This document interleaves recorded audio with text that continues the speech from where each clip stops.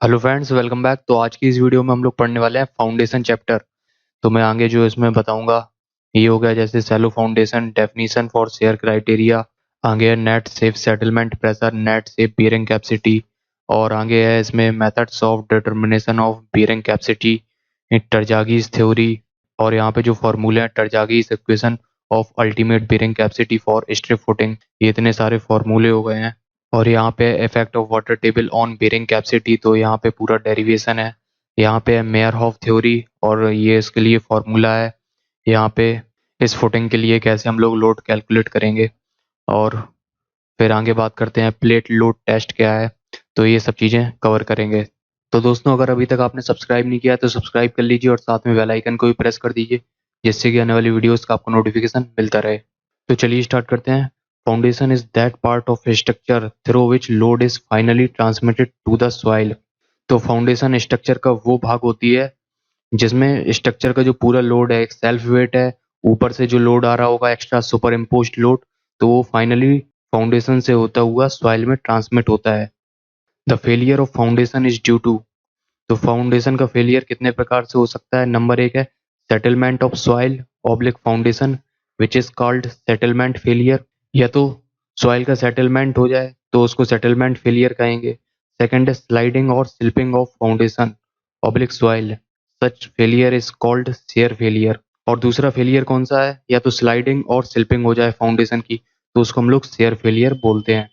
The foundation should be safe in above failures, hence the allowable load in foundation is minimum of the above two mentioned criteria। तो जो foundation है उस पे इतना load आना चाहिए कि वो फेल ना हो जाए। अगर मान लीजिए फाउंडेशन पे 3 किलो न्यूटन लोड आ रहा है और उससे सेटलमेंट फेलियर हो रहा है, और 5 किलो न्यूटन लोड आ रहा है उससे स्लाइडिंग फेलियर हो रहा है, तो जो मिनिमम अलाउबल लोड होगा वो 3 किलो न्यूटन से ज़्यादा नहीं होगा। क्योंकि अगर 3 किलो न्यूटन से ज़्यादा होगा तो पहले ही फाउंडेशन फेल हो जाएगी सेटलमेंट में, लेकिन स्लाइडिंग में फेल नहीं होगी। The allowable load in foundation is minimum of the above two mentioned criteria. तो इन दोनों में से जो भी मिनिमम लोड आएगा जिसमें वो फेल होगी, वही अलाउबल लोड हम लोग लेंगे। आगे बात करते हैं टाइप्स ऑफ फाउंडेशन। यहाँ पे देखिए फुटिंग क्या होती है। फुटिंग, ये हम लोगों ने पहले बेस बना दिया, उसके ऊपर कॉलम खड़ा किया, उसको फुटिंग बोलते हैं। और फाउंडेशन क्या होती है, इसमें हम लोगों ने एक साथ बनाया है, जो बेस है और कॉलम एक साथ इसमें कंक्रीटिंग की है, इसको हम लोग फाउंडेशन बोलते हैं। Types of foundation. फाउंडेशन कितने प्रकार की होती है, shallow foundation and deep foundation. तो ये फाउंडेशन हो गई है, ये इसकी डेप्थ हो गई है, ये जीएल हो गई है, ग्राउंड लेवल हो गया है। ग्राउंड लेवल से इसके बेस तक की जो डेप्थ है उसको डीएफ बोल रहे हैं, डेप्थ ऑफ फाउंडेशन। और जो फाउंडेशन है इसकी बिर्थ बी हो गई है, इसकी चौड़ाई बी हो गई है। तो सैलो फाउंडेशन की बात करते हैं। As per Terzaghi D F by B ratio less than और इक्वल टू 1 होना चाहिए। यानी जो डेप्थ ऑफ फुटिंग है वो बिर्थ से कम होगी या बिर्थ के बराबर होगी, तो उसको हम लोग सैलो फाउंडेशन कहेंगे। डीप फाउंडेशन कब होगी, as per Terzaghi if D F by B ratio is greater than 1। जो डेप्थ है वो ब्रेथ से ज़्यादा है, तो इसको हम लोग डीप फाउंडेशन बोलेंगे। As per Skempton D F by B ratio less than 2.5, यानी जो D F depth of foundation है वो 2.5 बी से कम होना चाहिए। यानी अगर हम लोग ब्रेथ का 2.5 गुना कर दें तो उससे कम होना चाहिए या इसके बराबर होना चाहिए, तो उसको हम लोग सैलो फाउंडेशन बोलेंगे। और डीप में डी एफ बाई बी का रेशियो 2.5 से ज़्यादा होगा। अब आगे बात करते हैं ड्यू टू बेस रेजिस्टेंस। जो सैलो फाउंडेशन होती है उसमें ओनली बेस रेजिस्टेंस होता है, आधार से रेजिस्टेंस होता है। और जो डीप फाउंडेशन होती है उसमें due to side and base resistance दोनों होते हैं, साइड से भी रेजिस्टेंस होता है। जब हम लोग डीप फाउंडेशन को सॉइल में बनाते हैं तो इसका जो है बेस से भी रेजिस्टेंस मिलता है और ये साइड से भी फ्रिक्शन लगता है। तो यहाँ पे due to side and base resistance. तो यहाँ पे सबसे पहले सैलो फाउंडेशन की बात करते हैं। ड्यू टू बेस रेजिस्टेंस, तो इसको दो भागों में बांटा गया है, फुटिंग और दूसरा है राफ्ट ऑब्लिक मैट फाउंडेशन। तो फुटिंग कितने प्रकार की हो गई है, isolated, combined, strip, strap, spread. तो इसके आप नाम भी ध्यान में रखिए कौन सी किस प्रकार होती है, क्योंकि इस क्वेश्चन में पूछा जाता है अ स्ट्रिप फाउंडेशन या अ स्ट्रैप फाउंडेशन, तो आपको पता होना चाहिए कि कौन सी फाउंडेशन किस प्रकार की होती है। तो यहाँ पे जो आइसोलेटेड फुटिंग है उसको 3 भागों में बांटा गया है, स्क्वायर, रेक्टेंगुलर, सर्कुलर। और जो कंबाइंड फुटिंग है उसको रेक्टेंगुलर और ट्रेपेजॉइडल में बांटा गया है। तो यहाँ पे बात करते हैं जो आइसोलेटेड फुटिंग है, ये एक कॉलम हो गया है और ये नीचे बेस हो गया है फुटिंग का। तो यहाँ पे जो बेस है या तो वो सर्कुलर हो सकता है, ये सर्कुलर हो गया है प्लान, और ये इस पे ये कॉलम है, या इसका जो बेस है वो रेक्टेंगुलर या स्क्वायर हो सकता है और इस पे जो कॉलम है वो स्क्वायर या रेक्टेंगुलर बना है। यहाँ पे दूसरी है कंबाइंड फुटिंग, इसको दो भागों में बांटा गया है, rectangular and trapezoidal. Combined footing में क्या होता है, एक फुटिंग देते हैं और इस पे एक से अधिक कॉलम खड़े हैं। एक खड़ा है, ये Q1 इस पे लोड आ रहा है, और ये दूसरा कॉलम हो गया है, इस पे Q2 लोड आ रहा है। अगर जो लोड आ रहे हैं Q1 बराबर Q2, तो हम लोग इसको रेक्टेंगुलर देंगे, इसको हम लोग रेक्टेंगुलर बना देंगे अगर दोनों लोड सेम आ रहे हैं Q1 और Q2। अगर Q1 की वैल्यू ज़्यादा है तो यहाँ का हम लोग एरिया बढ़ा देंगे, तो ये हो जाएगी ट्रेपेजॉइडल।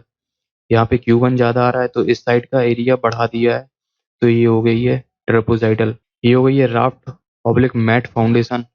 तो यहाँ पे क्या होता है, इसमें बहुत सारे कॉलम एक ही बेस पे लगे होते हैं, 1 2 3 4 5 6 7 8। तो यहाँ पे 8 कॉलम एक ही बेस पे लगे हैं, तो इसको हम लोग राफ्ट ऑब्लिक मैट फाउंडेशन बोलते हैं। अगली हो गई है wall continuous oblique strip footing. तो जो भी हम लोग वॉल के नीचे, दीवार के नीचे फुटिंग बनाते हैं वो स्ट्रिप फुटिंग होती है। इसमें जो लेंथ ऑफ फुटिंग है वो बहुत ज़्यादा होती है, ये देखिए इसकी लेंथ ऑफ फुटिंग बहुत ज़्यादा है, और जबकि इसकी विड्थ कम है। अगली है स्प्रेड फुटिंग। तो इसमें जो है नीचे चौड़ी होती चली जाती है फुटिंग, ये ऊपर कॉलम खड़ा है और उसके बाद नीचे ये चौड़ी होती चली जाएगी। अगली है स्ट्रैप फुटिंग। तो इसमें क्या है, ये एक स्लोपिंग ग्राउंड हो गया है, ये कॉलम इस फुटिंग पे खड़ा है और ये वाला कॉलम इस फुटिंग पे खड़ा है, और इसको हम लोग एक टाई बीम से जोड़ देते हैं, इसको हम लोग बोलते हैं स्ट्रैप फुटिंग। और ये हो गई है पाइल फाउंडेशन, यहाँ पे ये पाइल्स लगी हैं। आगे बात करते हैं guideline for selection of foundation. तो क्या गाइडलाइन है, type of soil and loading condition suitable foundation. तो यहाँ पे टाइप ऑफ सॉइल और लोडिंग कंडीशन दी गई है और उसके लिए कौन सी फाउंडेशन सूटेबल होगी तो वो यहाँ पे दी गई है। तो पहले नंबर की है structural load is less and soil is medium to dense, तो इसके लिए हम लोग सैलो फाउंडेशन यूज करेंगे। दूसरा है structural load is heavy and soil is medium to loose, either raft or deep foundation. Load is very heavy and soil is medium to loose, तो उसके लिए raft plus pile foundation use करेंगे। चौथा है load is heavy and foundation is to be placed in running water, तो well foundation use करेंगे। जो भी ब्रिजेस जहाँ पे रेलवे के पुल निकले होते हैं या रोड पुल निकले होते हैं तो उनमें जो है हम लोग वेल फाउंडेशन का यूज करते हैं। Well load is heavy and foundation is to be placed in running water, नदियों में वेल फाउंडेशन बनाते हैं। पांचवें नंबर की है swelling pressure is high and differential free swell value is more than 35%, then shallow foundation is not adequate, इधर raft और deep foundation use करते हैं। छठवें नंबर का है footing area is more than 40% of the plinth area, तो उसके लिए इधर राफ्ट और कंबाइंड फुटिंग यूज करते हैं। सातवें नंबर का है soil is loose saturated sand which is prone to liquefaction, तो उसके लिए कॉम्पैक्शन पाइल यूज करते हैं। आठवें नंबर का है फॉर इंडिविजुअल हाउसेज और light buildings 2 to 4 story strip और आइसोलेटेड फुटिंग यूज करते हैं। नौवें नंबर का if soil is expensive high swelling and shrinkage, black cotton soil हो गई है, इसमें हाई स्वेलिंग और श्रिंकेज होता है, इधर फ्लोटिंग और बैलेंसिंग राफ्ट और अंडर रीम्ड पाइल फाउंडेशन यूज करते हैं। नोट देखते हैं क्या है, floating foundation is a type of raft foundation in which weight of soil excavated is equal to the weight of structure plus weight of foundation plus applied load। तो floating foundation में क्या होता है, जो सॉइल होती है हम लोग उसको खोदते हैं, उसका वेट कितना होता है, उस सॉइल का वेट होता है स्ट्रक्चर की load plus applied load plus जो फाउंडेशन का लोड है, उनको तीनों को मिला के उतनी ही वेट की सॉइल खोद देते हैं। तो अब जो हम लोग फाउंडेशन और स्ट्रक्चर बनाएंगे तो अब फर्दर सेटलमेंट सॉइल का नहीं होगा, तो उसको हम लोग बोलते हैं floating foundation. It means net increment of pressure on the soil will be negligible, hence settlement will be negligible and soil become safe in settlement criteria। Shallow foundation, shallow foundation should be safe in settlement criteria as well as in shear criteria। तो जो shallow foundation है वो settlement failure और shear failure दोनों में safe होना चाहिए। Safe load against share criteria, safe bearing capacity in shear into area of footing, safe load against settlement criteria, safe bearing pressure in settlement into area of footing. For design, minimum of the above criteria should be adopted. तो design के लिए इनमें से जो भी कम load होगा वो हम लोग लेंगे। अगर शेयर में जल्दी फेल हो रही है तो शेयर वाला लोड लेंगे, अगर सेटलमेंट में जल्दी फेल हो रही है तो सेटलमेंट वाला लोड लेंगे डिजाइन के लिए। आगे बात करते हैं ग्रॉस प्रेशर क्या होता है। It is the total pressure at the base of foundation due to self weight of soil oblique footing and applied load on the footing.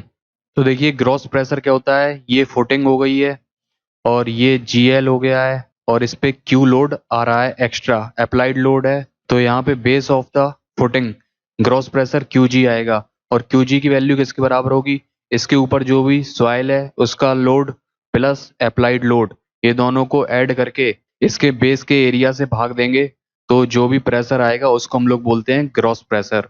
The gross pressure QG may be greater, equal or smaller than bearing capacity. For design, gross pressure should be less than safe bearing capacity.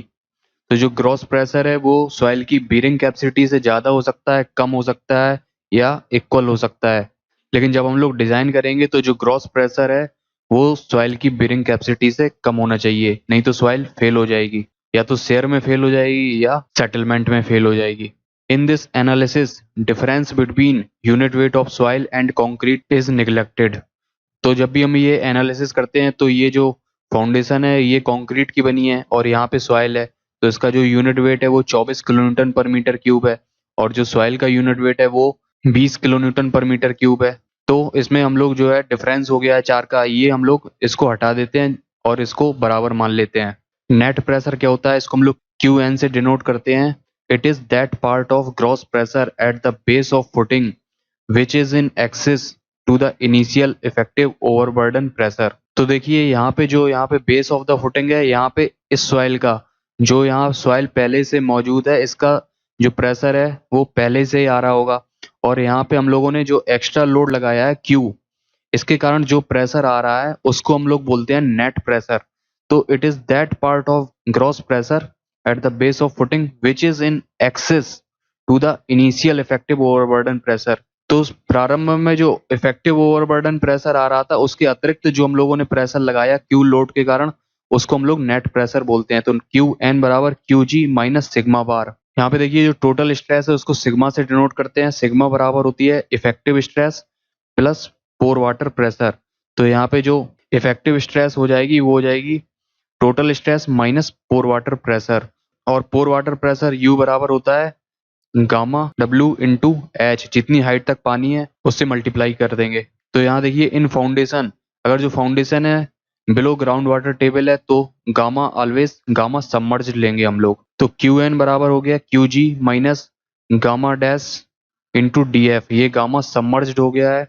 If water table is present, net pressure QN equal to QG minus gamma DF if water table is not present. तो यहाँ पे जरा total stress और effective stress समझ लीजिए। मान लीजिए ये एक सॉइल का सैंपल हो गया है और इसकी जो हाइट है वो H हो गई है और जो पानी का लेवल है वो यहाँ पे है। यहाँ पे जो टोटल स्ट्रेस होगी उसको हम लोग सिग्मा से लिखते हैं। टोटल स्ट्रेस यहाँ पे जो यूनिट वेट सॉइल का होगा वो होगा गामा सेट। तो यहाँ पे जो टोटल स्ट्रेस हो जाएगी, यहाँ पे निकाल रहे हैं हम लोग एक्स प्लेन पे, तो यहाँ पे जो टोटल स्ट्रेस होगी वो होगी गामा सेट इंटू एच, और यहाँ पे जो पोर वाटर प्रेशर होगा उसको हम लोग U लिखते हैं गामा W इंटू एच। तो यहाँ पे जो इफेक्टिव स्ट्रेस होगी सिग्मा बार बराबर सिग्मा माइनस U। तो यहाँ पे gamma sat into H minus gamma W into H, तो यहाँ पे H कॉमन ले लेंगे तो gamma sat minus gamma W, ये होता है गामा सबमर्ज्ड। तो ये हो गया गामा सबमर्ज्ड इंटू एच। तो यहाँ पे वही लिखा है गामा सबमर्ज्ड इंटू DF, यहाँ पे डेप्थ ऑफ फाउंडेशन है, यहाँ पे हम लोगों ने H डेप्थ ली थी। If water table is present तो गामा डैश हो जाएगा, if water table is not present then gamma into DF। यहाँ पे जो फॉर्मूला हो गया नेट प्रेशर का QN बराबर Q अप्लाइड अपॉन एरिया, जो भी यहाँ पे जो नेट लोड है वो क्यू अप्लाइड है। यहाँ पे जो एक्स्ट्रा लोड लगा रहे हैं उसकी वजह से जो प्रेशर आएगा उसको हम लोग नेट प्रेशर बोलते हैं। आगे बात करते हैं अल्टीमेट बेयरिंग कैपेसिटी क्या होती है। इसको हम लोग क्यू यू से डिफाइन करते हैं। It is that maximum gross pressure at the base of foundation which can be applied without share failure.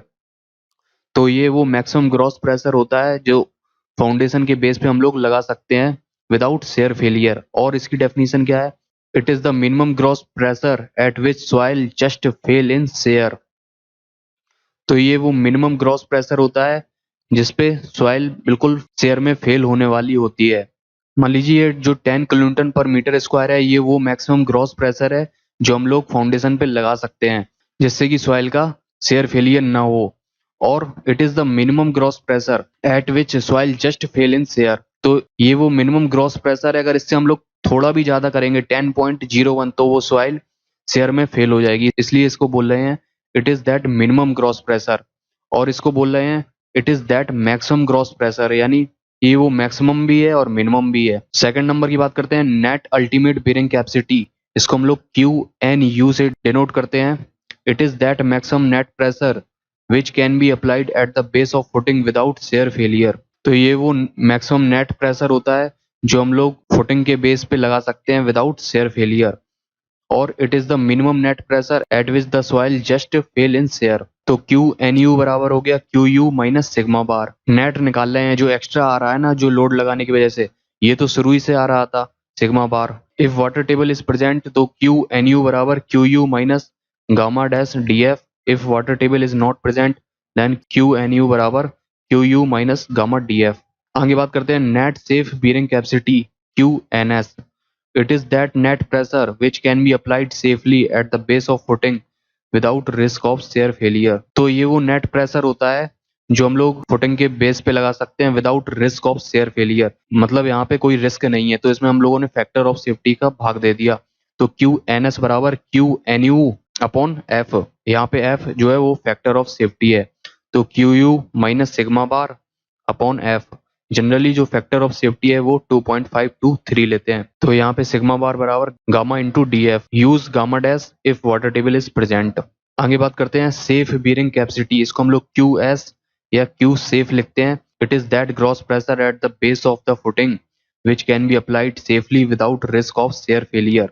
तो ये वो ग्रॉस प्रेशर होता है जो हम लोग फुटिंग के बेस पे लगा सकते हैं without risk of shear failure. यहाँ पे शेयर फेलियर का कोई रिस्क ही नहीं है, मतलब हम लोगों ने इसमें फैक्टर ऑफ सेफ्टी का भाग दे दिया। तो क्यू एस बराबर Q N S plus sigma bar. Sigma bar तो यहाँ पे पहले से ही आ रहा है, यहाँ पे क्यू एन एस हम लोगों ने निकाला है, ये बिल्कुल सेफ नेट प्रेशर है क्यू एन एस। तो क्यू एन एस बराबर हम लोगों ने लिख दिया Q N U by F यहाँ से और प्लस सिग्मा बार, और आगे Q U minus sigma bar by F plus sigma bar. तो ये एक फॉर्मूला बन गया है। Use gamma dash if ground water table is present. Factor of safety हम लोग 2.523 लेते हैं। यहाँ पे नोट देखते हैं क्या है। Factor of safety is applied to Q N U which is increment in the pressure on the soil but not to sigma bar. तो जो फैक्टर ऑफ सेफ्टी है वो हम लोग क्यू एन यू में लगाते हैं क्योंकि यही जो लोड है वो हम लोग एक्स्ट्रा लगा रहे हैं। जो सिग्मा बार है उसमें नहीं लगाएंगे क्योंकि ये तो पहले से ही लोड आ रहा है, इसको हम लोग कम ज्यादा नहीं कर सकते हैं because it is acting from historical time of period. The safe bearing capacity is usually determined by. तो जो सेफ बियरिंग कैपेसिटी है वो क्यू सेफ बराबर इस फॉर्मूले से निकल के आती है Q U minus sigma bar upon F plus sigma bar. Q U minus sigma bar upon F plus sigma bar, but for rough calculations it can be calculated as Q S बराबर Q U by F. तो जो ये Q है वो है ultimate bearing capacity, इसको हम लोगों ने डायरेक्ट फैक्टर ऑफ सेफ्टी से भाग दे दिया तो इसको रफ कैलकुलेशन से हम लोग निकाल सकते हैं। तो यहाँ पे लास्ट पॉइंट देखते हैं तीसरा, सेफ लोड कैसे निकलेगा। क्यू सेफ बराबर Q safe into area of footing. ये सेफ बियरिंग कैपेसिटी हो गई है और एरिया ऑफ फुटिंग, तो टोटल लोड निकल जाएगा safe. Settlement criteria, a footing should be designed such that maximum settlement is restricted below the permissible values permitted by codal agencies BIS। तो एक footing इस प्रकार से डिजाइन की जानी चाहिए कि जो मैक्सिमम सेटलमेंट है वो एक परमिसिबल वैल्यू के अंदर ही हो, उससे ज़्यादा ना हो जो कोडल एजेंसी ने प्रोवाइड किए हैं। It is already the safe settlement, hence further factor of safety is not required. तो जो परमिसिबल वैल्यू कोड ने प्रोवाइड किए हैं उसमें फैक्टर ऑफ सेफ्टी पहले से ही लगा हुआ है, तो इसमें आगे फैक्टर ऑफ सेफ्टी लगाने की कोई ज़रूरत नहीं है।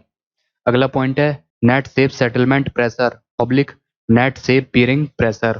It is the net increase in pressure at the base of foundation without risk of settlement failure.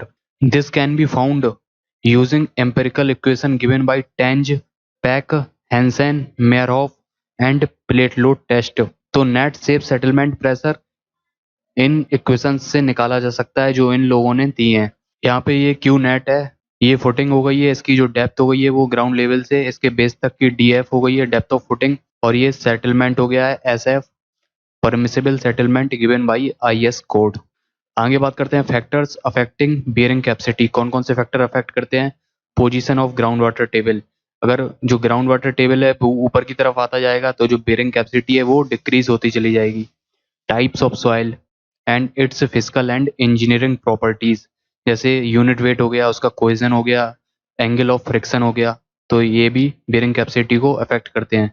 तीसरा पॉइंट है टाइप ऑफ फाउंडेशन, कौन सी फाउंडेशन बना रहे हैं, strip, square, circular, rectangular, raft, कौन सी बना रहे हैं। चौथा पॉइंट है size of footing, depth and width भी बेयरिंग कैपेसिटी को अफेक्ट करती है। अगला पॉइंट है nature of ground slope, horizontal और इंक्लाइंड, तो ग्राउंड स्लोप हॉरिजॉन्टल है या इंक्लाइंड है। नेचर ऑफ लोडिंग, एसेंट्रिक और कॉन्सेंट्रिक, तो एसेंट्रिक लोडिंग क्या होती है, मान लीजिए ये कॉलम हो गया है और इसका ये सेंटर हो गया है, अगर यहाँ पे सेंटर पे लोड आ रहा है तो ये कहलाएगी कॉन्सेंट्रिक लोडिंग, अगर लोड इसके सेंटर से हट के आ रहा है तो ये कहलाएगी एसेंट्रिक लोडिंग। अगला पॉइंट है initial stress on the soil मास, तो प्रारंभ में कितनी स्ट्रेस आ रही है सॉइल पे, नॉर्मल कंसोलिडेटेड सॉइल है या ओवर कंसोलिडेटेड सॉइल है। नॉर्मल कंसोलिडेटेड सॉइल कौन सी होती है, मान लीजिए ये सॉइल हो गई है, हम लोगों ने ये सॉइल यहाँ पे खोद दी, अब हम लोगों ने यहाँ पे फाउंडेशन बनाई, ये हम लोगों ने फाउंडेशन यहाँ पे बना दी, तो इसके जो नीचे सॉइल पे जो पहले मान लीजिए इस सॉइल के कारण यहाँ पे प्रेशर आ रहा था 50 किलोन्यूटन पर मीटर स्क्वायर, लेकिन अब फाउंडेशन बनाई और इसके ऊपर से जो ऊपर से लोड आ रहा है सुपर इम्पोज्ड लोड, अगर वो 40 किलोन्यूटन पर मीटर स्क्वायर आ रहा है फाउंडेशन को मिला के, तो ये सॉइल कहलाएगी ओवर कंसोलिडेटेड सॉइल। अगर जो लोड है वो 60 किलोन्यूटन पर मीटर स्क्वायर आ रहा है तो ये सॉइल कहलाएगी नॉर्मल कंसोलिडेटेड सॉइल। 8वें नंबर का पॉइंट है टाइप्स ऑफ शेयर फेलियर, कौन सा शेयर फेलियर हो रहा है, जनरल हो रहा है, लोकल हो रहा है या पंचिंग शेयर फेलियर हो रहा है। तो ये शेयर फेलियर क्या होते हैं, तो चलिए ये पढ़ते हैं। Types of shear failure, general shear failure, it occurs in shallow foundation, तो ये सैलो फाउंडेशन में होता है। When placed on medium to dense sand, तब ये shallow foundation medium to dense sand में बनाई जाती है। At the time of failure foundation get tilted and heaving will occur, तो फेलियर के समय जो फाउंडेशन है वो टिल्ट हो जाती है, झुक जाती है और हीविंग होती है, मतलब जो सॉइल है फाउंडेशन के आसपास की वो ऊपर की तरफ उठ जाती है। At the sides before failure settlement small and negligible stress zone will extend it up to the GL. If load versus settlement curve is plotted, then clear cut failure point is obtained. अगर load और settlement का curve बनाते हैं तो एक clear cut point मिलता है। तो ये हो गया है जनरल शेयर फेलियर, ये फाउंडेशन हो गई है, और ये जो स्ट्रेस जोन है ये देखिए जीएल तक जा रहा है, ये हो गया है जीएल, जीएल तक एक्सटेंड हो रहा है। और हीविंग, ये सॉइल यहाँ पे हीव हो गई है, यहाँ उठ गई है सॉइल ऊपर की तरफ, और ये मीडियम टू डेंस सैंड हो गई है। और ये लोड सेटलमेंट कर्व देखिए, ये लोड की एक्सेस हो गई है और ये सेटलमेंट की एक्सेस हो गई है। जैसे जैसे लोड बढ़ता जा रहा है वैसे वैसे सेटलमेंट भी बढ़ता जा रहा है। और एक पॉइंट ऐसा आता है जहाँ पे इस लोड पे यहाँ पे जो सॉइल है वो फेल हो जाती है, बिल्कुल देखिए यहाँ पे इस लोड पे सेटलमेंट होता ही चला जा रहा है, बिना लोड बढ़ाए सेटलमेंट होता चला जा रहा है। तो ये पॉइंट कहलाता है फेलियर पॉइंट। अगला फेलियर है local shear failure, it occurs in loose sand और सॉफ्ट क्लेज, तो ये लूज सैंड और सॉफ्ट क्लेज में होता है। In case of shallow foundation, तो ये भी सैलो फाउंडेशन में होता है। Before failure large settlement is recorded, तो फेलियर से पहले लार्ज सेटलमेंट होता है। देखिए ये सेटलमेंट हो गया, पहले ये इनिशियल पोजीशन थी, फिर फाइनल पोजीशन ये हो गई है। और जो स्ट्रेस जोन है वो जीएल तक नहीं जा पाता है, ये नीचे ही रह गया स्ट्रेस जोन। लूज और सॉफ्ट क्लेज में होता है, there may be little or no heaving at the site, तो यहाँ पे कोई हीविंग नहीं होती है या बहुत ही कम होती है। If load versus settlement curve is plotted then progressive failure is occurs. ये हो गया लोड वर्सेस सेटलमेंट कर्व। तो यहाँ पे जैसे जैसे लोड बढ़ाते जा रहे हैं तो यहाँ पे सेटलमेंट होता जा रहा है, सेटलमेंट होता जा रहा है, लोड बढ़ता जा रहा है, तो ये प्रोग्रेसिव फेलियर है, इसमें कोई क्लियर कट पॉइंट फेलियर का नहीं मिलता है। जबकि जनरल शेयर फेलियर में ये क्लियर कट पॉइंट मिल गया, इस पॉइंट के आगे ऐसी लोड बढ़ाते हैं तो यहाँ पे सेटलमेंट होता चला जाता है। अगला है punching shear failure. It occurs in deep footing and piles which are placed on loose sand और सॉफ्ट क्लेस। तो ये डीप फुटिंग में होता है और यह पाइल्स में होता है, जब इनको हम लोग लूज सैंड और सॉफ्ट क्लेस में बनाते हैं। It is not the common case of shallow foundation, तो ये सैलो फाउंडेशन में नहीं पाया जाता है। ये हो गई है डीप फाउंडेशन, और यहाँ पे ये सॉइल यहाँ से शेयर हो गई है, कट हो गई है, और जो यहाँ पे आसपास का जोन है ये अनस्ट्रेस्ड रहता है, इसमें कोई स्ट्रेस नहीं आती है। In this failure soil below the foundation gets cut off from adjacent soil by shearing and excessive large settlement will recorded. तो यहाँ पे जो सॉइल है वो कट जाती है और लार्ज सेटलमेंट हो जाता है। यहाँ पे जो बगल वाली सॉइल है ये अनस्ट्रेस्ड रहती है, इसमें कोई स्ट्रेस नहीं आता है। The adjacent soil mass remains unstressed, there will be no tilting और no heaving at the site.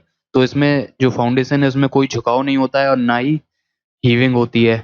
इसका लोड वर्सेस सेटलमेंट कर्व बनाते हैं तो ये कुछ ऐसा बनता है। ये जैसे जैसे लोड बढ़ाते जा रहे हैं तो यहाँ पे लोड कम बढ़ रहा है जबकि सेटलमेंट ज़्यादा होता जा रहा है। यहाँ पे लोड कम बढ़ा, सेटलमेंट ज़्यादा हो गया है, तो ये हो गया है पंचिंग शेयर फेलियर। ये हो गया है लोकल शेयर फेलियर के लिए ग्राफ, और ये हो गया है जनरल शेयर फेलियर के लिए ग्राफ। यहाँ पे नोट की बात करते हैं, general shear failure and local shear failure. तो सैंड के लिए जो फ्रिक्शन एंगल है वो 36 से ज़्यादा होता है, और जो लोकल शेयर फेलियर के लिए है वो 28 डिग्री से कम होता है। एसपीटी नंबर 30 से ज़्यादा होता है जनरल शेयर फेलियर के लिए, और लोकल शेयर फेलियर के लिए 5 से कम होता है।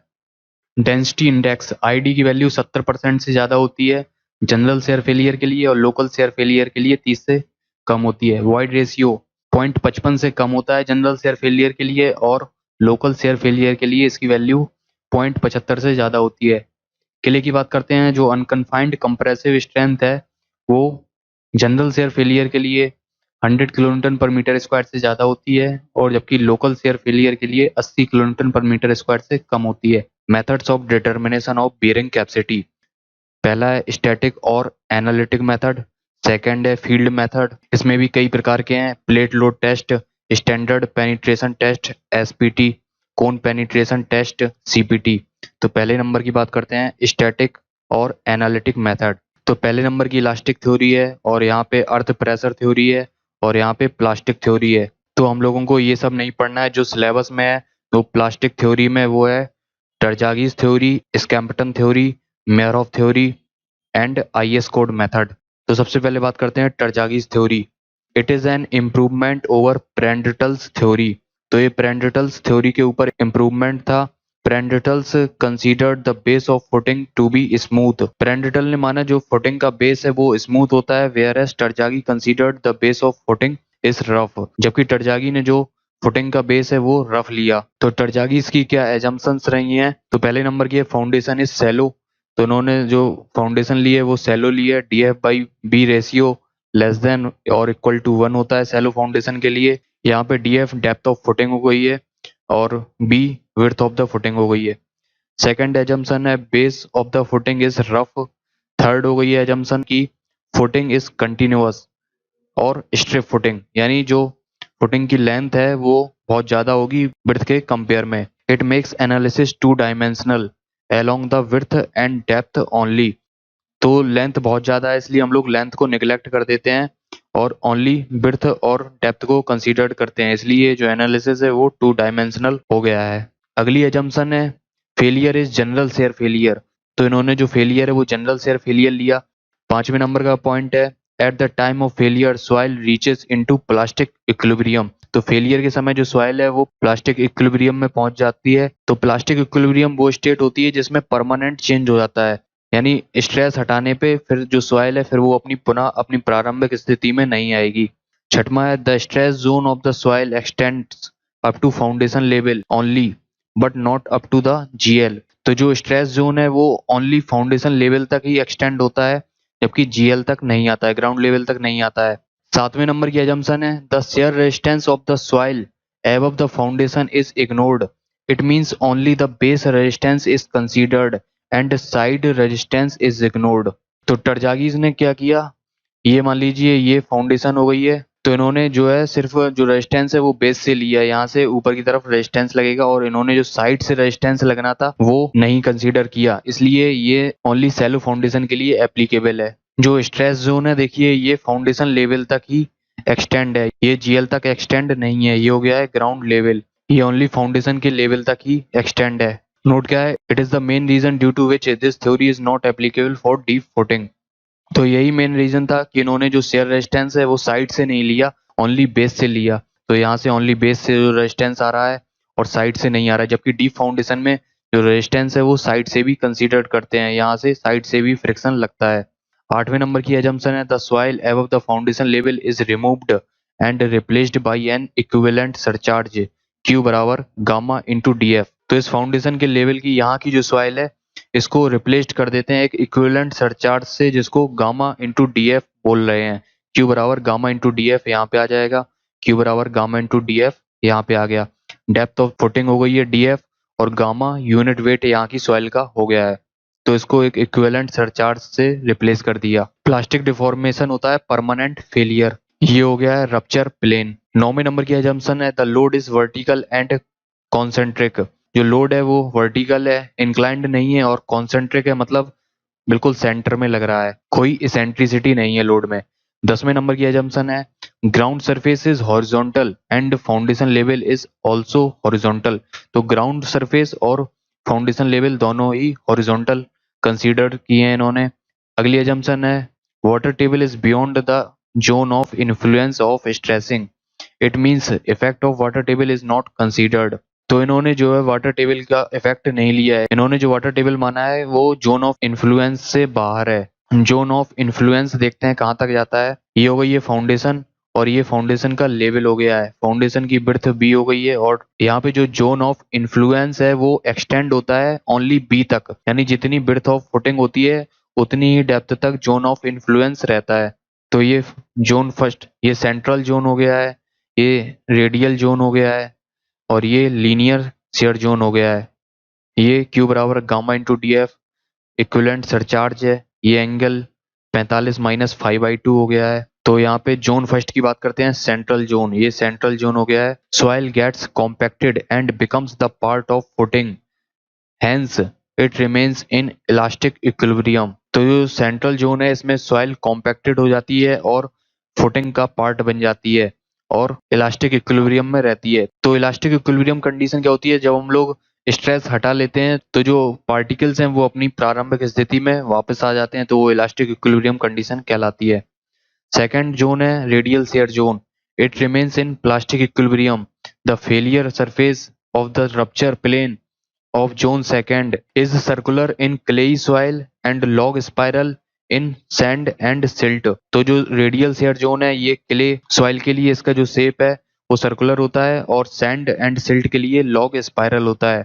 थर्ड जोन की बात करते हैं रैंकाइन पैसिव जोन और linear share zone, it makes an angle of 45 minus 5/2 with the horizontal. तो ये हॉरिजॉन्टल से जो थर्ड जोन है लीनियर शेयर जोन, ये 45 माइनस 5/2 एंगल बना रहा है हॉरिजॉन्टल से। नोट क्या है, the stress zone of soil extend to a maximum depth of B below the foundation level where B is width of footing.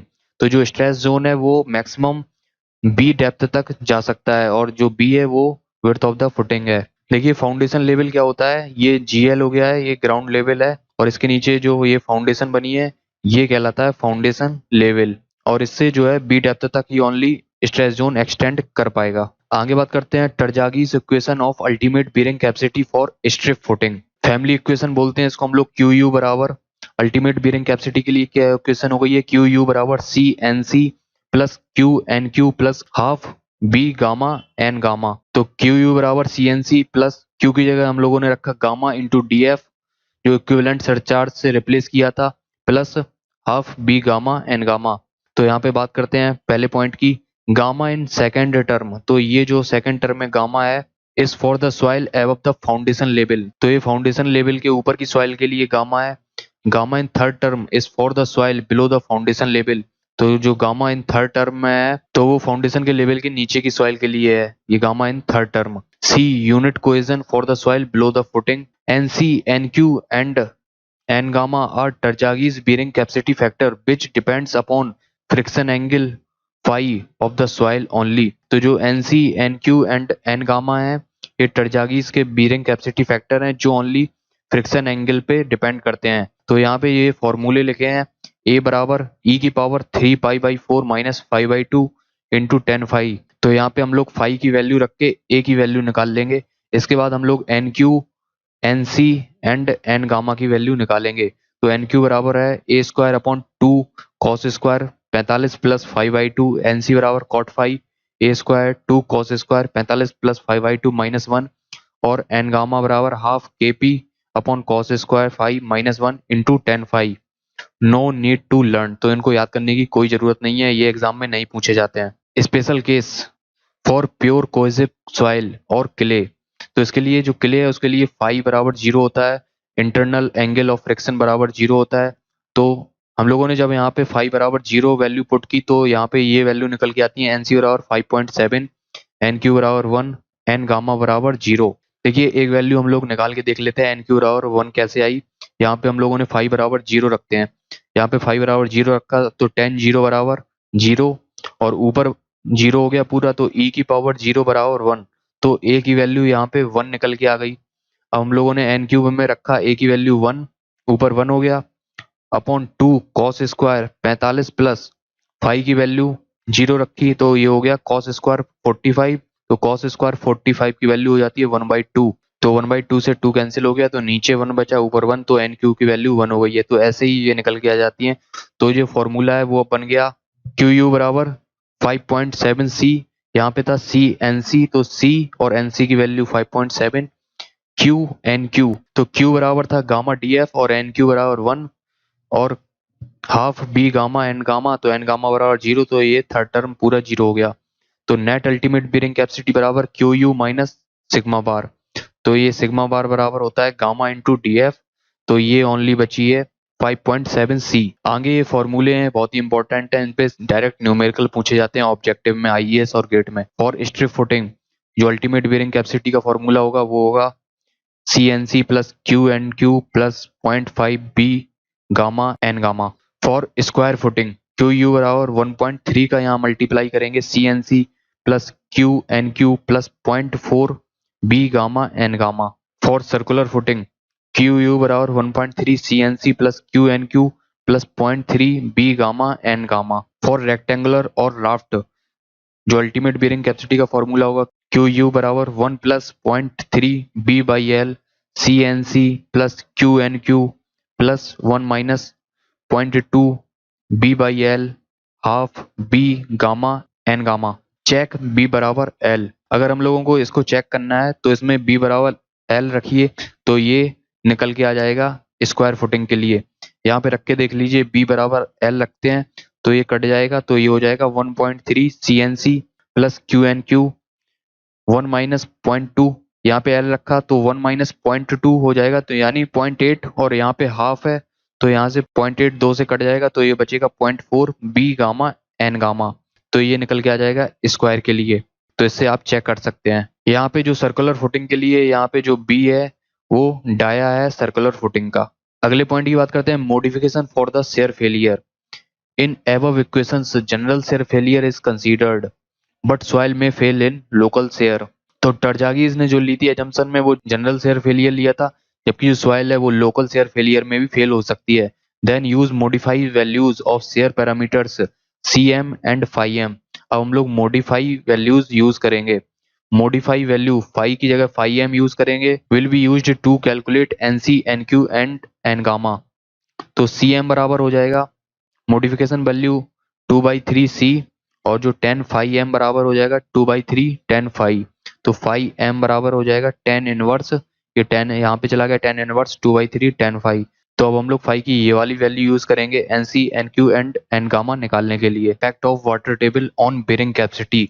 तो water table का bearing capacity पे क्या इफेक्ट पड़ता है, तो इसी का पूरा डेरिवेशन करेंगे, कैसे फॉर्मूले निकलते हैं वो सब देखेंगे। ये हो गया है जीएल, ग्राउंड लेवल, और ये बनी है फाउंडेशन, और ये हो गया है फाउंडेशन लेवल, और ये बिर्थ हो गई है फाउंडेशन की बी, और ये डेप्थ हो गई है ग्राउंड लेवल से डीएफ नीचे, और यहाँ से फाउंडेशन के लेवल से ये बी डेप्थ हो गई है।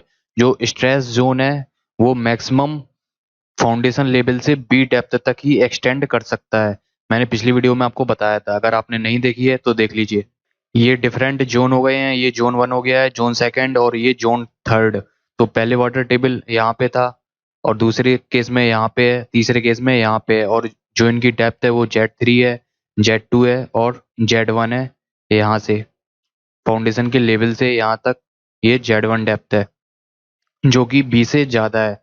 तो जो अल्टीमेट बेरिंग कैपेसिटी का फॉर्मूला था वो था क्यू यू बराबर C N C plus Q N Q plus 0.5 B gamma N gamma. तो देखते हैं केस 1 क्या है। When water table is in zone first at a depth Z1 from foundation level such that Z1 greater than B. तो जब water table zone 1 में है, यानी यहाँ पे है, और इसकी जो डेप्थ है वो बी से ज्यादा है, यानी यहाँ पे कोई स्ट्रेस जोन नहीं है, जो स्ट्रेस जोन है वो ओनली बी डेप्थ तक ही होता है। तो zone first is below the stress zone, therefore water table in this zone will not influence the bearing capacity. तो जो वाटर टेबल है वो जोन फर्स्ट में है, तो वो बेरिंग कैपेसिटी पे कोई इफेक्ट नहीं डालेगी, क्योंकि जो स्ट्रेस जोन है वो ओनली यहाँ तक है। केस सेकंड की बात करते हैं। When water table is in zone second, जब वाटर टेबल जोन सेकंड में है, यानी यहाँ पे है, और इसकी जो डेप्थ है वो Z2 है फाउंडेशन के लेवल से। When water table is in zone second eight a depth Z2 below the foundation level, तो जो Z2 की वैल्यू है वो 0 से ज्यादा है और इक्वल है, और B से कम है और इक्वल है B के। यानी जो Z2 की वैल्यू है वो 0 से ज्यादा है या 0 के इक्वल है, यानी यहाँ भी हो सकता है वाटर टेबल, या B से कम है या B के बराबर है, यानी यहाँ पे भी वाटर टेबल हो सकती है। In this case, first term and third term of bearing capacity equation will be affected, whereas second term will remain unaffected. तो जो bearing capacity है QU, इसका जो फर्स्ट टर्म है और थर्ड टर्म, ये ओनली अफेक्ट होंगे, सेकंड टर्म अफेक्ट नहीं होगा, क्योंकि इसमें Q बराबर होता है गामा इंटू डी एफ, और जो गामा होता है वो एबव द फाउंडेशन लेवल हम लोग लेते हैं। गामा मतलब unit weight of soil, above the foundation level लेते हैं। तो यहाँ पे कोई वाटर टेबल इसको अफेक्ट नहीं करेगी, ओनली फर्स्ट टर्म और थर्ड टर्म ही अफेक्ट होंगे। To account for water table effect इधर use effective parameters C dash and five dash and effective unit weight gamma dash, और यूज्ड वाटर टेबल करेक्शन। तो water table का effect consider करने के लिए या तो effective parameters C dash five dash use करते हैं और गामा डैश, या वाटर टेबल करेक्शन लगाते हैं हम लोग। Generally effect on C and phi is ignored. तो जनरली जो सी और फाइव पे इफेक्ट पड़ता है वो इग्नोर कर देते हैं इन absence of data, but effect on unit weight is considered, hence effect of first term is neglected. तो यहाँ पे जो फर्स्ट टर्म है सी एन सी, तो यहाँ पे सी पे जो इफेक्ट है वो निग्लेक्ट कर देते हैं, इसलिए जो इफेक्ट ऑन फर्स्ट टर्म है वो निग्लेक्ट कर देते हैं, ओनली थर्ड टर्म पे इफेक्ट पड़ता है, क्योंकि जो यूनिट वेट है वो चेंज हो रहा है। सी डैश इक्वल टू, ये इफेक्टिव पैरामीटर्स हो गए हैं C dash and five dash, तो C dash equal to C मान लेते हैं और five dash equal to five in absence of data. Either use effective parameters और used water table correction factor.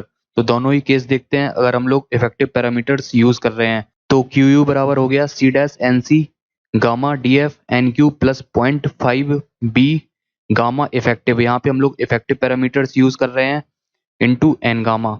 अब जो गामा इफेक्टिव है वो Z2 into gamma bulk plus B minus Z2 into gamma submerged upon B हो जाएगा। ये कैसे हुआ, देखिए वाटर टेबल यहाँ पे है, तो यहाँ पे जब हम लोग निकालेंगे गामा इफेक्टिव, तो यहाँ पे जो सॉइल होगी उसका यूनिट वेट होगा gamma B bulk unit weight, तो गामा बी इंटू Z2, और यहाँ के जो नीचे की सॉइल है वो डेप्थ हो जाएगी B minus Z2 into gamma submerged, क्योंकि यहाँ की सॉइल डूबी हुई है पानी में, तो यहाँ पे ये हो जाएगा, और अपॉन बी, ये यही लिखा है हम लोगों ने यहाँ पे Z2 into gamma B plus B minus Z2 into gamma submerged upon B if Z2 equal to 0। अगर Z2 बराबर 0 है यानी जो वाटर टेबल है वो फाउंडेशन लेवल पे आ गई है, ground water table is at foundation level. तो जो गामा थर्ड टर्म में है वो गामा सबमर्ज्ड हो जाएगा, क्योंकि अब जो पूरी सॉइल है वो पानी में डूबी हुई है। जो वाटर टेबल है यहाँ पे Z2 इक्वल टू 0 हो गया, यानी जो वाटर टेबल है अब वो यहाँ पे आ गई है। तो जो पूरा यहाँ पे जो गामा है वो गामा सबमर्ज्ड हो जाएगी। गामा सेकेंड टर्म का गामा ही रहेगा क्योंकि इस पे कोई इफेक्ट नहीं पड़ रहा है। क्यू यू बराबर हो गया C dash N C plus gamma D F N Q plus 0.5 gamma submerged into N gamma if Z2 बराबर 0 है। इफ Z2 बराबर बी, यानी अब जो वाटर टेबल है वो यहाँ पे है बी डेप्थ पे, तो उसके लिए जो गामा इफेक्टिव थर्ड टर्म में होगा वो गामा के इक्वल होगा, गामा बल्क के इक्वल होगा। तो क्यू यू बराबर C N C plus gamma D F N Q plus 0.5 B gamma N gamma, no change क्योंकि यहाँ पे कोई वाटर टेबल अब इफेक्ट नहीं डाल रहा है। Use water table correction factor, तो क्यू यू बराबर C dash N C plus gamma D F N Q plus 0.5 B R gamma star into gamma average into N gamma. तो यहाँ पे जो आर गामा स्टार है वो है correction factor, और इसका जो फॉर्मूला है वो है हाफ ब्रैकेट में 1 प्लस Z2 बाई बी। यहाँ पे गामा एवरेज निकालेंगे, gamma bulk into Z2 plus B minus Z2 into gamma saturated by B.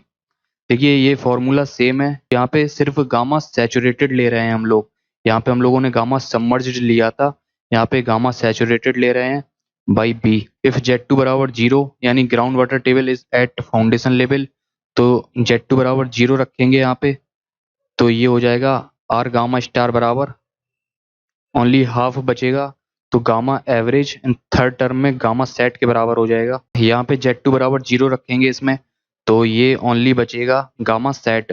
Z2 बराबर 0 रखेंगे तो यहाँ पे B into gamma sat by B, तो B से B कैंसिल हो जाएगा और ये वाला टर्म 0 हो जाएगा, तो ये ओनली गामा सेट बचेगा। तो क्यू यू बराबर C dash N C plus gamma D F N Q plus 0.5 B half gamma sat into N gamma. देखिए दोस्तों ये वाला जो फॉर्मूला लिखा है और ये वाला जो फॉर्मूला ये सेम है, क्योंकि जो सॉइल का हम लोगों ने जब पहला चैप्टर पढ़ा था तो उसमें पढ़ा था कि गामा सबमर्ज्ड बराबर होता है half gamma set, gamma submerged बराबर होता है हाफ गामा सैचुरेटेड। तो यहाँ पे यही लिखा है, देखिए गामा सबमर्ज्ड बराबर हम लोगों ने यहाँ पे ये वैल्यू निकल के आ गई है हाफ गामा सैचुरेटेड, तो ये सेम ही फॉर्मूले हैं। यहाँ पे जो गामा थर्ड टर्म में है ये गामा सबमर्ज्ड कैसे निकला है, यहाँ पे हम लोगों ने इस फॉर्मूले में Z2 बराबर 0 रखा है, तो ये टर्म 0 हो गया, यहाँ पे ये 0 हो गया वैल्यू, तो B से B कैंसिल हो जाएगा, तो ये गामा डैश बचेगा ओनली। गामा थर्ड टर्म के लिए गामा डैश। केस थर्ड की बात करते हैं, when water table is in zone third eight a depth Z3 from the ground level. जो Z3 है वो 0 से ज्यादा हो गया या इक्वल होगा और DF से कम होगा या इक्वल होगा, तो ये हो गया Z3, यानी जो वाटर टेबल है वो यहाँ पे GL पे भी आ सकता है, तो Z3 बराबर 0 हो जाएगा, और यहाँ पे Z3 की वैल्यू DF के बराबर भी हो सकती है, यानी जो वाटर टेबल है वो यहाँ पे भी आ सकती है। तो पहला पॉइंट है, in this case all the three term will be affected but effect on first term is negligible. तो इस केस में जो तीनों टर्म है वो अफेक्टेड होंगे, बट जो फर्स्ट टर्म है उस पर जो इफेक्ट है वो नेग्लिजिबल है। सेकंड है, इधर यूज इफेक्टिव पैरामीटर्स और use water table correction factor. तो इफेक्टिव पैरामीटर्स यूज कर सकते हैं या वाटर टेबल करेक्शन फैक्टर हम लोग लगा सकते हैं, तो इधर यूज इफेक्टिव पैरामीटर।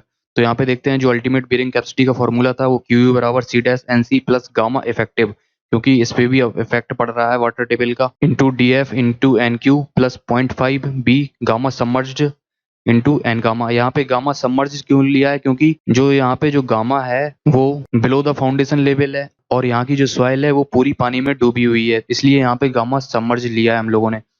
यहाँ पे गामा इफेक्टिव सेकंड टर्म के लिए Z3 into gamma B plus D F minus Z3 into gamma submerged by D F. अगर आपका इफेक्टिव स्ट्रेस का चैप्टर क्लियर है तो जल्दी समझ में आएगा।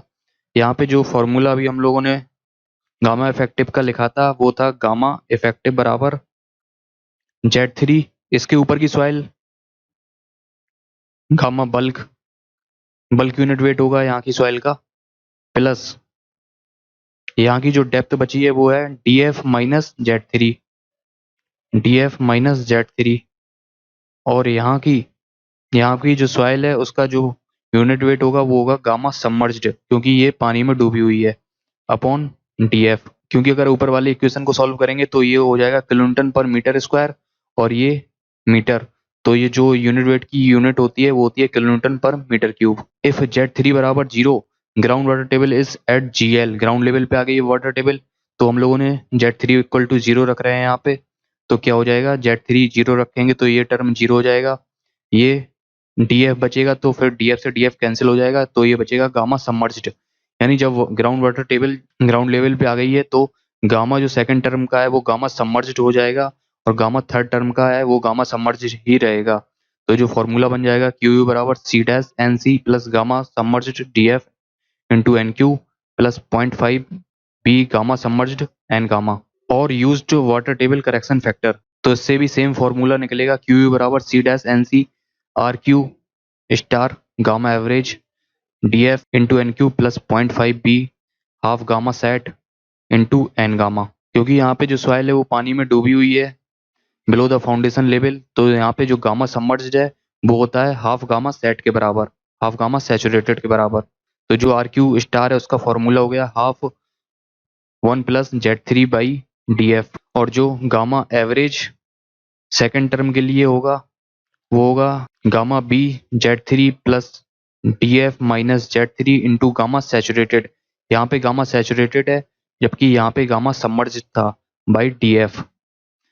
इफ Z3 इक्वल टू 0, यानी जो ग्राउंड वाटर टेबल है अब वो GL पे आ गई है, तो इसको सॉल्व करेंगे, Z3 बराबर 0 रखेंगे तो आर क्यू स्टार बराबर हाफ निकल के आ जाएगा, और यहाँ पे Z3 इक्वल टू 0 रखेंगे तो गामा एवरेज सेकंड टर्म के लिए निकल के आ जाएगा गामा सेट।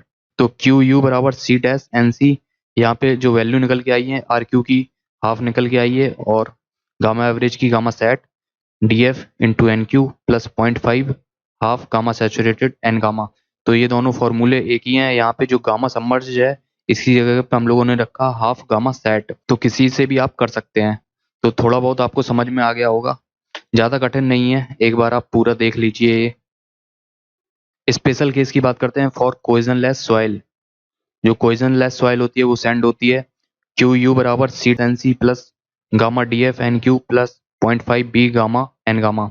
तो यहाँ पे जो सी बराबर 0 होता है सैंड के लिए cohesion, if ground water table rises to ground level. अब जो ग्राउंड वाटर टेबल है वो ग्राउंड लेवल तक आ गई है, तो यहाँ पे गामा की जगह गामा सबमर्ज्ड हो जाएगा into D F N Q plus 0.5 B, यहाँ पे गामा की जगह गामा सबमर्ज्ड हो जाएगा इंटू एन गामा, और गामा सबमर्ज की जगह हम लोग रख सकते हैं हाफ गामा सैचुरेटेड। तो ये फॉर्मूला बन गया है half gamma saturated into D F into N Q plus 0.5 B half gamma saturated into N gamma. Note की बात करते हैं, in sandy soil the bearing capacity is depends upon width of footing. तो जो Sandy soil है उसमें जो bearing capacity है वो फुटिंग की विड्थ पे डिपेंड करती है। If water table is raises to ground level in sand ultimate bearing capacity approximately reduced by 50%। अगर जो ग्राउंड वाटर है वो GL तक आ जाता है तो जो अल्टीमेट बेयरिंग कैपेसिटी है वो 50% तक कम हो जाती है। स्पेशल केस सेकंड क्या है, फॉर प्योर कोहेसिव सॉइल, यानी क्ले के लिए बात करते हैं, इसके लिए फाई की वैल्यू 0 होती है, तो NC बराबर 5.7 हो जाएगा, NQ बराबर 1 और N गामा बराबर 0। तो QU बराबर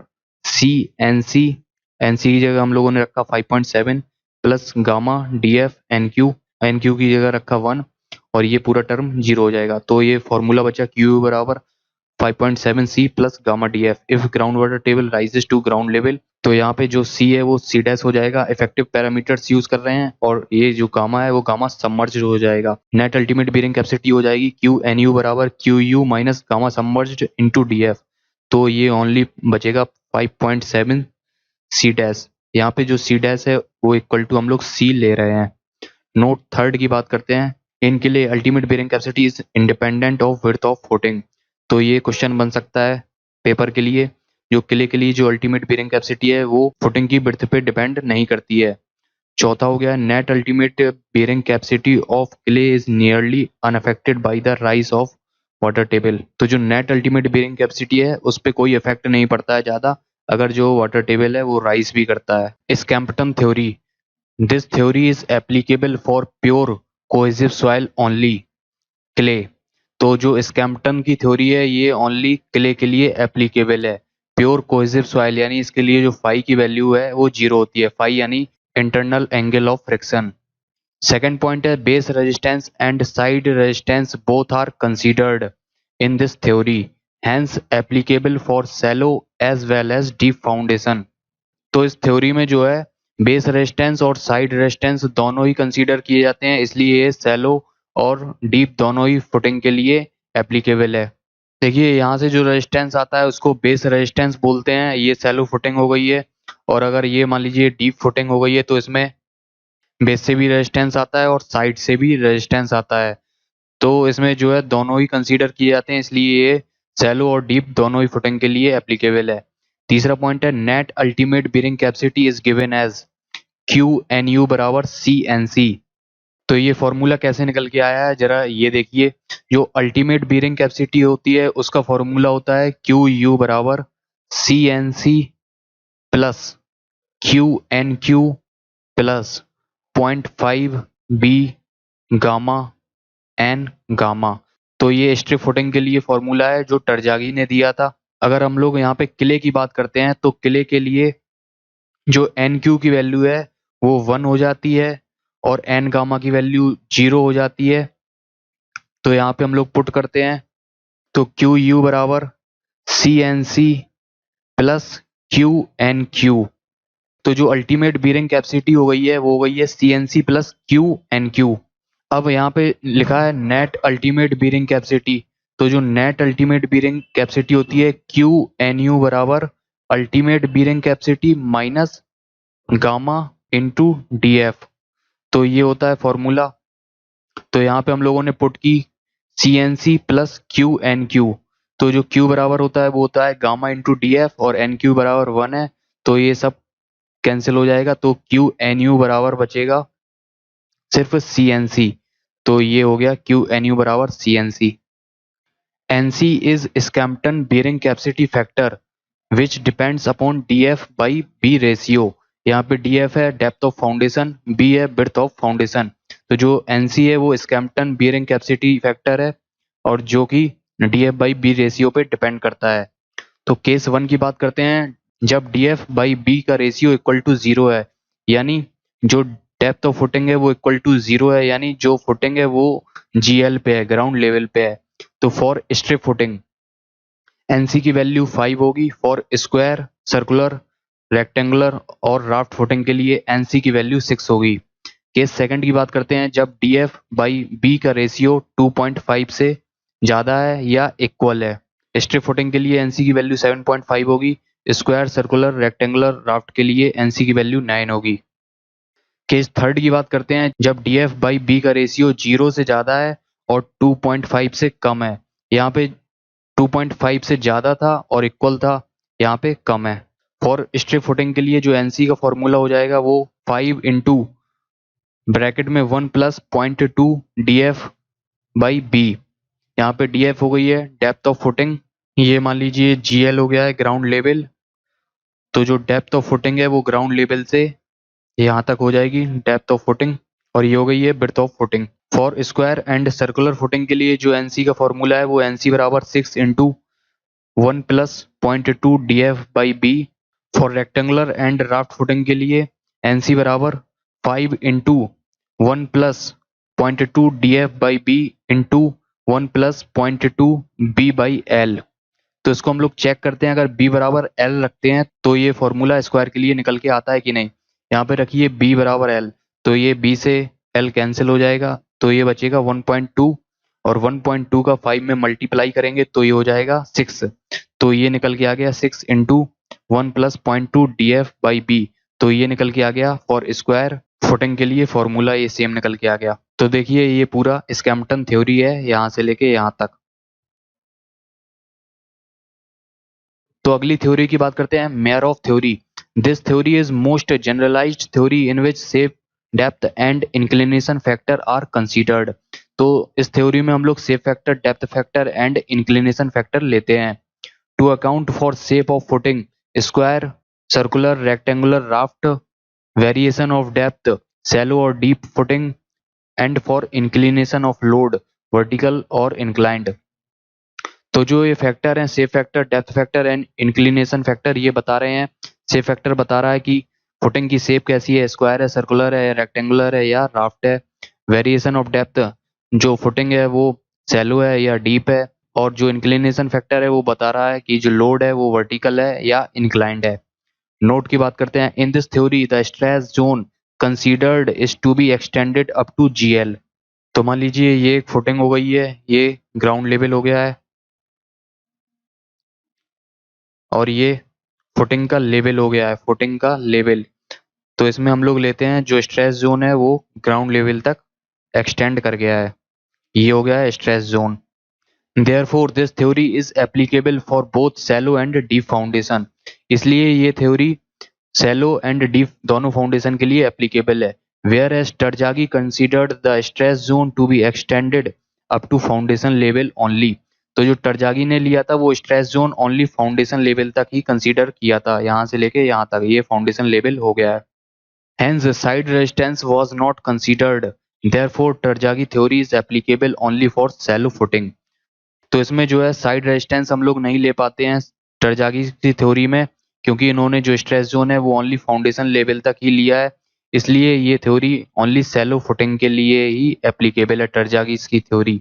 तो यहाँ पे जो मेयर ऑफ का फॉर्मूला निकल के आता है अल्टीमेट बीयरिंग कैपेसिटी का, वो हो गया QU बराबर CNC ISD। इसको आप ऐसे याद रखिए, ISD हम लोग जो कॉल करते हैं इंटरनेशनल ISD। तो इसमें हम लोगों ने यहाँ पे CCC लगा दिए, यहाँ पे प्लस QNQ ISD, यहाँ पे QQQ लगा दिए, यहाँ पे हो गया plus 0.5 B gamma N gamma ISD, यहाँ पे गामा गामा गामा लगा दिए। तो यहाँ पे SC SQ and S gamma है shape factor, DC DQ and D gamma है depth factor, IC IQ and I gamma है इंक्लिनेशन फैक्टर। नोट की बात करते हैं। If total load Q on the footing acts eccentrically, यानी ये जो लोड आ रहा है Q ये इसेंट्रिकली आ रहा है, यानी ये जो फुटिंग हो गई है ये इसके सेंटर पे काम नहीं कर रहा है, ये EX इसेंट्रिसिटी पे काम कर रहा है। It means line of action of Q is not passing through the center of gravity of footing area, then width and length B and L should be reduced such that load will act at the CG of reduced area to determine the safe bearing capacity। अब जो load है वो यहाँ पे centre से नहीं जा रहा है, तो अब हम लोग इसका जो एरिया है वो इस तरीके से रिड्यूस करते हैं फुटिंग का कि जो ये लोड है ये इसके CG से होके जाए, सेंटर ऑफ ग्रेविटी से होके जाए। तो देखिए ये पहले फुटिंग की जो विड्थ है वो पूरी B हो गई है यहाँ से यहाँ तक, और जो इसकी लेंथ है वो L हो गई है। ये X एक्सेस हो गई है, ये Y एक्सेस हो गई है। तो यहाँ पे जो इसेंट्रिसिटी है वो हो गई है EX, और यहाँ पे जो इसेंट्रिसिटी है वो है EY, और जो लोड है वो यहाँ पे Q पे काम कर रहा है।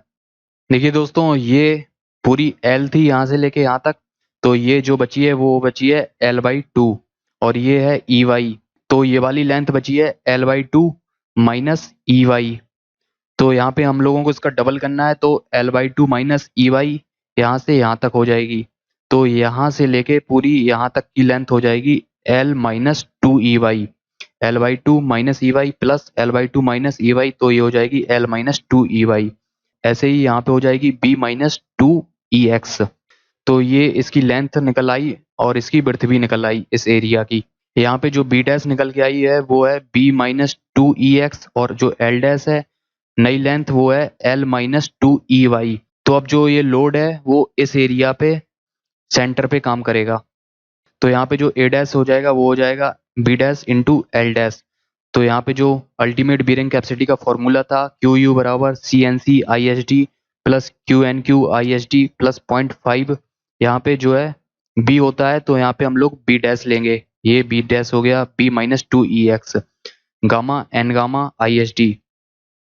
यहाँ पे सेफ बीयरिंग कैपेसिटी का फॉर्मूला होता है QU minus sigma bar by F plus sigma bar. अगर आपने पुरानी वीडियो नहीं देखी है जिसमें मैंने आपको ये बताया तो आप ये देख लीजिए। तो यहाँ पे सेफ लोड हो जाएगा Q सेफ बराबर Q safe into area of footing. Area of footing हो गया है B dash into L dash. IS code method का फॉर्मूला क्या है? QU बराबर अल्टीमेट बीयरिंग कैपेसिटी का फॉर्मूला है QU बराबर CNC ISD plus QNQ ISD plus 0.5 B gamma N gamma I S D into R gamma star. यहाँ पे जो आर गामा स्टार है उसका फॉर्मूला है हाफ 1+Z2/B। यहाँ पे जो Z2 है वो 0 से ज़्यादा है और इक्वल है, और B से कम है और इक्वल है B के। बिलो फाउंडेशन लेवल, यहाँ पे इस Z2 की बात कर रहे हैं, ये फाउंडेशन का लेवल हो गया है बिलो फाउंडेशन लेवल। अगर जो वाटर टेबल है वो यहाँ पे आ गया तो Z2 की वैल्यू 0 हो जाएगी। अगर जो वाटर टेबल है वो यहाँ पे है तो Z2 की वैल्यू B के इक्वल हो जाएगी, और Z2 की वैल्यू 0 और B के बीच वेरी करेगी। तो यहाँ पे ये यही वैल्यू लिखी है बिलो फाउंडेशन लेवल। दोस्तों नेक्स्ट वीडियो में हम लोग पढ़ेंगे फील्ड मेथड। इसमें प्लेट लोड टेस्ट है, एसपीटी टेस्ट है, स्टैंडर्ड पेनिट्रेशन टेस्ट। तो अगर अभी तक आपने सब्सक्राइब नहीं किया है तो सब्सक्राइब कर लीजिए और साथ में बेल आइकन को भी प्रेस कर दीजिए, जिससे कि आने वाली वीडियोस का आपको नोटिफिकेशन मिलता रहे। Thank you.